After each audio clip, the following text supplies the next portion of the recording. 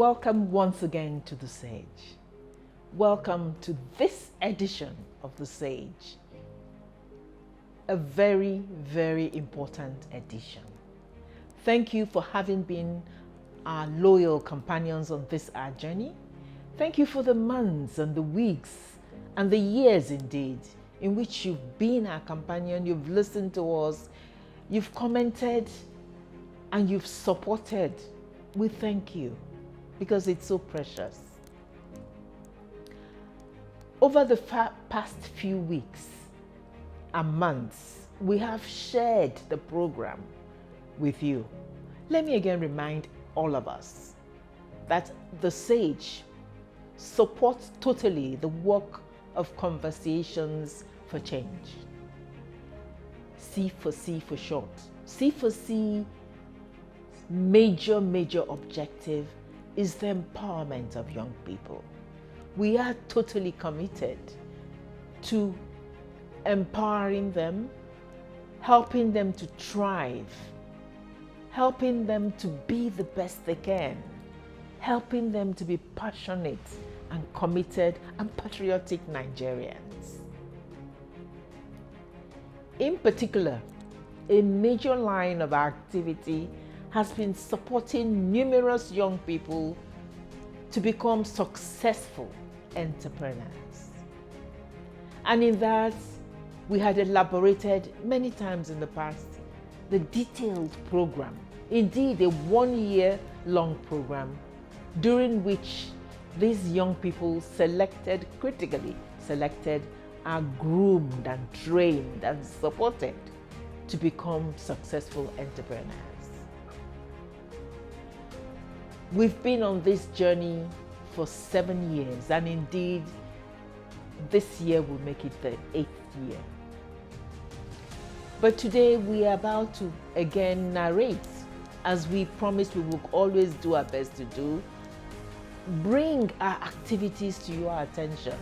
Bring the ones that are offset, onset, so that you can see them. And today's episode is focused on the 2025 second capacity building workshop with the 2025 set. The 2025 second capacity building workshop begins with a return not just to training or the training room, but a return from the field. After weeks of internships and market surveys, the fellows resume with stories shaped by real-world experiences.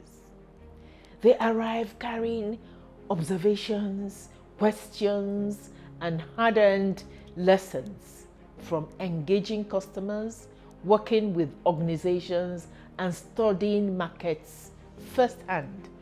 Firsthand because we were able to attach them with interning organizations who do what they propose to do in their businesses.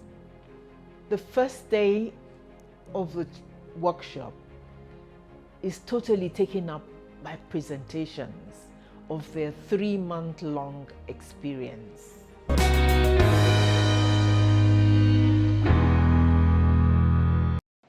From my market survey, I understood that there is a high demand for affordable fashion designs in Guagualada, and then most customers prefers locally tailored clothes over imported ones, and then clients are increasingly drawn to designers who are trendy and versatile. I did my internship in Arid Designer, so I was exposed to several activities.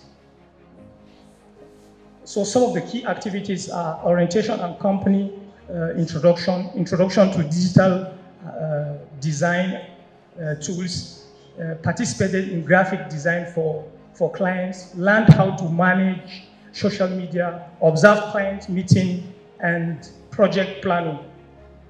So these are the real-time project I was able to be involved. Our internship was done at Alabino Restaurant and Lounge, located at Guarimpa, and my mentor was Mrs. Nancy Otakina, a fellow past liminal that was one of the members of this program.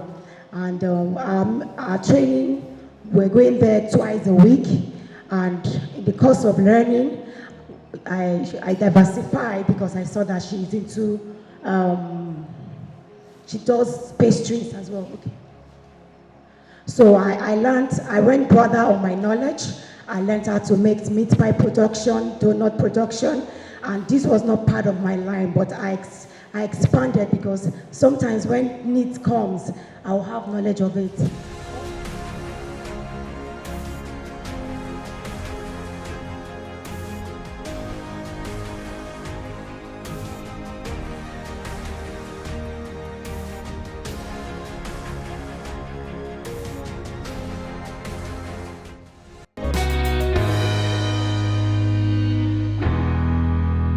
We had earlier shared the first day of the capacity building workshop.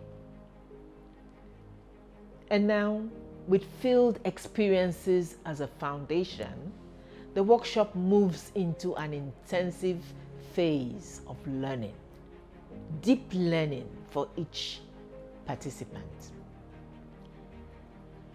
This marks a turning point where experience is sharpened by knowledge and training.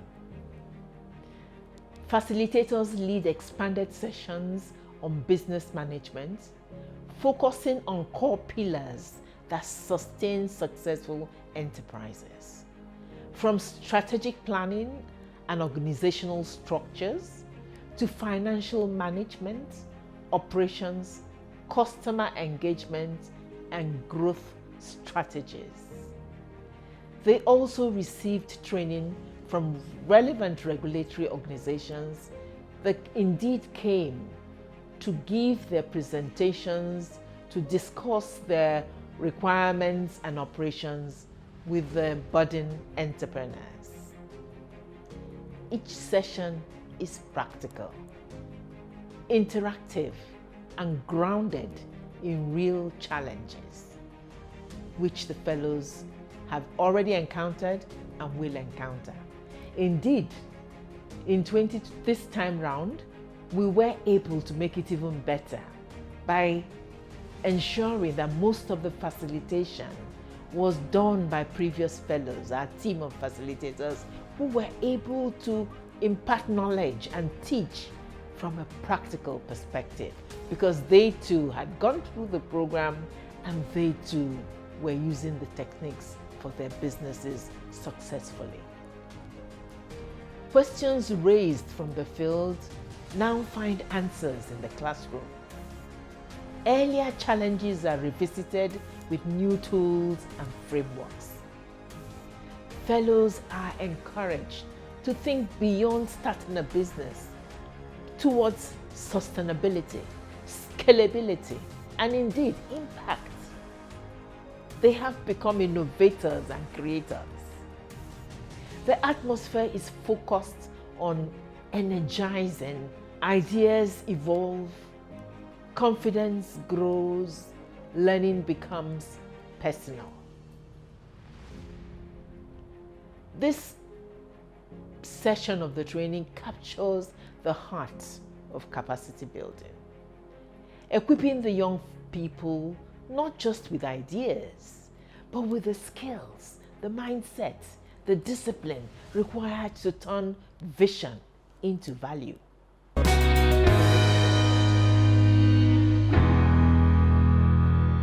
There are AI applications that create logo for you.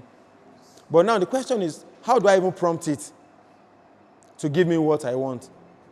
That's the understanding of AI. So now, the moment you understand, let me use Gemini. Gemini can create logo for you.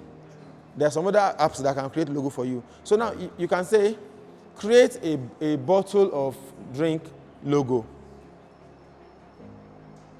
Or there are some AI that you may have to put in the picture, then it will now transform it to whatever it is that you want. So now, if you understand it, it will help you to innovate and strategize with your business. ChatGPT can help you strategize your business, you know, right? You don't know? Yes. It can. Copilot can help you. But as an entrepreneur, you can use it to help your work. But now, what now makes you human is the fact that after getting the information from AI, you now change it, tweak it. That's why God gave you your brain. So now AI will generate an information for you. You tweak it till it fits your business or it suits whatever you want to achieve. You automate your service and you have a seamless operation. The business is running, you're paying less. So artificial intelligence will help you to gather your customer data, your sales data, every information that you need to get. Okay, this delivery that I made on the 14th of February, somebody complained about it. On the 30th of April, this person said this. So you can go back and check it out. Just like the same way you can check for your statement of accounts in banking. It will help you monitor your cash flow. How much entered? How much did we spend? The fellows were pitching in front of guests, and some of them didn't seem to understand what it is they're doing really and what they should be pitching, despite the fact that we do provide templates. Why is it important? The ability to pitch, in this case we're talking about pitching your business, the ability to talk and convince people is an invaluable skill that serves you in everything you do in life. And to acquire that skill, try your best. When you pitch, when you present, you want to convince. When you convince, then what you are more likely to get what you want from the person. You need to talk with confidence. You need to engage your audience.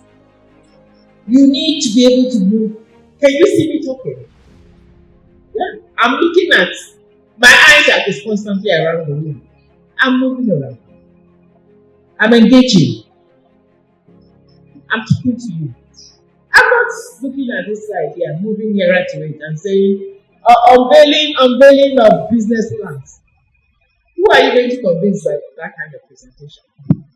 We teach you to present and to pitch, not just for this, but for your business and your life.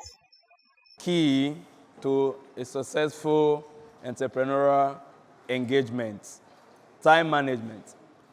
So imagine if I'm a client and we have agreement to be here at 9. And I, your client, I get here at 9, and even by 9:30, you are still on your way coming. Definitely as a client, I will not be comfortable waiting. True of us. Except if you are the only person who can render that service. I may want to wait a little. Otherwise, I will look for another option. So please, make punctuality part of your way of life. It makes sense. Looking at building resilience and mental toughness. Because we live in a world where only the strong survives. All right? Only the strong survives. And so, for you to remain fit and remain relevant, you need some level of mental toughness. So, what is resilience? So every now and again we use the word resilience. Resilience, we say that, this guy, he's so resilient. Okay? People even use it so loosely. But you see, look at that picture by the right. Each time I talk about resilience, I love to look at this picture. I love to look at this picture. This is a tarred road, okay? Coal-tar, all right? A tarred road. Yet, do you see how beautiful that flower is looking there? Okay? It has survived the toughness of the coal-tar. Was able to break through. And look at how beautiful it is looking. All right? Therefore, resilience is the ability to recover from setbacks and adapt to what? Adapt to challenges. Adaptation. We want to look at the relationship between digital marketing and e-commerce. They are just like a coin. They work hand in hand. If you're promoting your business online, why are you promoting it? It's because you want people to see it and buy what you're selling. If you don't promote, nobody is going to see what you're selling. So at the end of the day, even when you have an e-commerce platform where your product is or your services, but you did not promote it, nobody is going to know about it. So that's the simple relationship between the two of them. And if you say, okay, you're only doing it digital marketing, but what are you promoting? It has to be something that is available to be bought. I hope you understand the relationship now. So one, you have to use one to boost the other. This your business idea, you must take time to evaluate it. Is there a demand for the business? That's your idea. Is there a demand for it? Take for example, I'm into the food business. People will always look for food. People, no matter what, here now some of you ate before coming. You've also eaten here. There's always a huge demand. So that business that you decided to venture into, you must check to be sure that there will always be a demand for your services. Then the next one is, who are your competitors? You must always check around you because there's always competition for every business. When I first started my own business, where I am, I first went out and I checked around. And then I knew my competitors. Because if you don't check out for your competitors, sorry to say, you're planning to fail. Because as you launch that business, as that business idea, as beautiful as it might sound to you, I bet you there are a whole lot of people that are into that business. And they will just come and view your business. And because they have been at it for a very long time, they know what they will do to always have the upper hand. So you must always weigh your competitors. This is very, very important. Then you must always, at the end, after checking out your competitors, you must always have an edge over them so that you always remain relevant. Let us try to understand the concept of human resource management. And our own little definition. There's so many definitions, there's so many textbooks, so many authors with their own various definition of human resource, right? This definition also comes from some of the minds that you will find in the Chartered Institute of Human Resource Managers. Right? It says human resource management is the strategic approach dedicated towards the effective administration of a workforce. Strategic approach, bold and underlined, dedicated towards the effective administration of a workforce, in brackets, your human capital. So human resource management entails training, recruitment, rewarding, onboarding, your business value, the success of your business, the strategic objectives of your business, and most importantly, the people that you are going to be bringing on board to work with you. CAC registration makes your business official, gives you a more steez. So one of the key regulators of business in Nigeria, we have the CAC, we have the FRS, handles tax, registration, VAT, income tax compliance, we have SUN. For people that do business, SUN is good for you. Set standard for manufactured products, NAFDAC, food people, regulates food, drugs, cosmetics, medical products.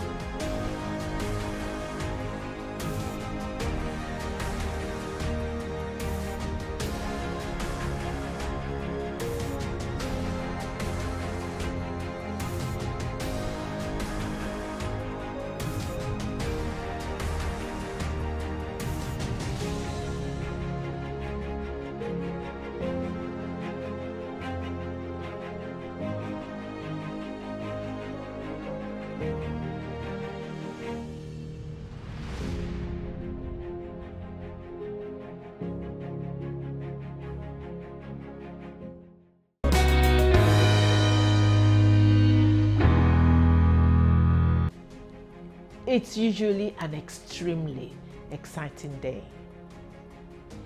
This exchange that happens is more than reporting. It is a transformation. The fellows are no longer just learners. They are emerging entrepreneurs, beginning to understand the pulse of the market and the discipline required to serve it.